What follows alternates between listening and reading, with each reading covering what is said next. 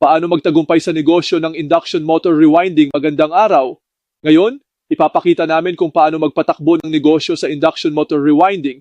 Ito ay isang magandang oportunidad para kumita at makatulong sa mga nangangailangan ng motor repair. Tara, simulan na natin! Step 1. Pagtanggap at pagsusuri. Kapag may nagdala ng sirang motor, tingnan agad ang sira nito. Kumuha ng impormasyon mula sa may-ari tulad ng modelo at kapasidad ng motor. Itala ito para sa tamang dokumentasyon. Step 2. Pagbibigay ng presyo at serbisyo. Matapos suriin ang motor, ipaliwanag sa may-ari ang gagawin, kung magkano ang gastos at gaano ito katagal. Siguraduhing malinaw ang lahat para maiwasan ang hindi pagkakaintindihan. Step 3. Rewinding ng motor. Kapag okay na sa kliyente ang presyo, simulan ang proseso ng rewinding. Alisin ang lumang wire, linisin ang stator, at ilagay ang bagong wire ng maayos. Step 4. Pagsubok sa motor. Matapos i-rewind ang motor, subukan ito gamit ang multimeter at insulation tester.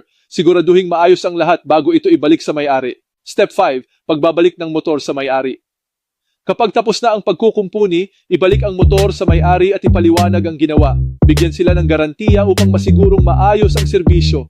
Ang negosyo sa induction motor rewinding ay isang magandang oportunidad upang kumita. Sa tamang serbisyo at kalidad ng trabaho, mas dadami ang kliyente mo. Salamat sa panunood at hanggang sa susunod. Para sa karagdagang impormasyon, kontakin lamang ang number na ito 0945-8655-894 at hanapin si Sir Philip. Ang aming lokasyon ay matatagpuan sa Trinchera, Tayug, Pangasinan. Maraming salamat.